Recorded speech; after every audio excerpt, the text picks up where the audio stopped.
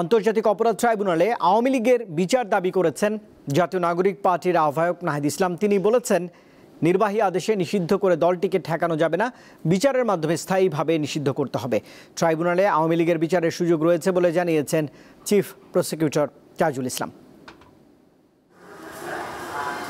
জুলাই আগস্টের মানবতাবিরোধী অপরাধের মামলায় শেখ হাসিনা সহ ৩ জনের বিরুদ্ধে ৪৭তম সাক্ষী এনসিপির আহ্বায়ক নাহিদ ইসলামের দ্বিতীয় দিনের জেরা শেষ হয় রবিবার। আন্তর্জাতিক অপরাধ ট্রাইব্যুনাল ১-এর চেয়ারম্যান বিচারপতি গোলাম মর্তুজা মজুমদার সহ ৩ সদস্যের আদালতে তাকে জেরা করেন রাষ্ট্রনিযুক্ত শেখ হাসিনার আইনজীবী আমির হোসেন।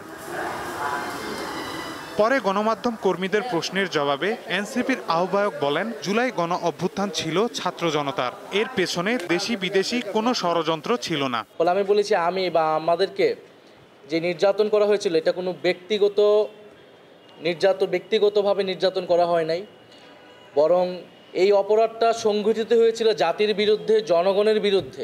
নির্বাহী আদেশে আওয়ামী লীগের কার্যক্রম নিষিদ্ধ করা যথেষ্ট নয় বলে মনে করেন এই তরুণ নেতা।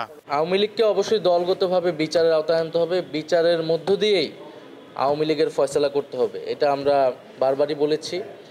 আওয়ামী লীগের এখন যে রাজনৈতিক কার্যক্রম অস্থায়ীভাবে নিষিদ্ধ করা হয়েছে, এটা কোনো স্থায়ী সমাধান না। এবং শুধু আওয়ামী লীগ নয়, আওয়ামী লীগের সাথে যারা ফ্যাসিবাদের দোসর ছিল তাদের সবাইকে আসলে বিচারের আওতায় এনে এর রাজনৈতিক এবং আইনগতভাবে এর সমাধান করতে হবে। ওয়ালটন এখন দেশের সীমানা পেরিয়ে পৌঁছে গিয়েছে 50টিরও বেশি দেশে। ওয়ালটন, ঘরে ঘরে বিশ্বজুড়ে। ট্রাইব্যুনালে আওয়ামী লীগের বিচারের সুযোগ আছে কিনা জানালেন চিফ প্রসিকিউটর। দল হিসেবে আওয়ামী লীগের অপরাধের সম্পৃক্ততার প্রমাণ পাওয়া যাচ্ছে, তারও বিচার হতে পারে। ডেফিনেটলি আইনে সেই সুযোগ আছে। এখন ট্রাইব্যুনাল এবং তদন্ত সংস্থা এখানে যদি আমাদের কাছে সরাসরি কেউ অভিযোগ করে তাহলে সুবিধা হয় সেটার তদন্ত করার জন্য। এর বাইরেও যেহেতু যে সমস্ত সাক্ষ্য প্রমাণ আদালতে উপস্থাপিত হয়েছে, ব্যক্তির বিরুদ্ধে যে সমস্ত সাক্ষ্য প্রমাণ আসছে, সেই সব সাক্ষ্য প্রমাণের মধ্যেও দল হিসেবে সেই সময়ের ক্ষমতাসীন যে দল ছিল আওয়ামী লীগ, তার সহযোগী সংগঠন হিসেবে যুবলীগ, ছাত্রলীগ, স্বেচ্ছাসেবক লীগ, 14 দল, তাদের সম্পৃক্ততার অকাট্য প্রমাণ কিন্তু আদালতে আসছে।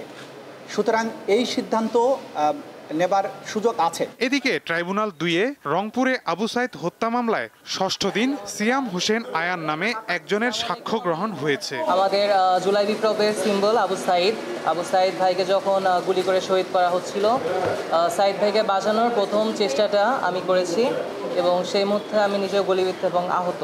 সকলের সুষ্ঠু বিচার এবং শুধু আবু সাইদ হত্যা না, প্রত্যেকটা জুলাই বিপ্লবের শহীদের হত্যার বিচার এবং সুষ্ঠু ফাঁসি আমি চাই। মাহিদুর রহমান, দীপ্ত সংবাদ, ঢাকা।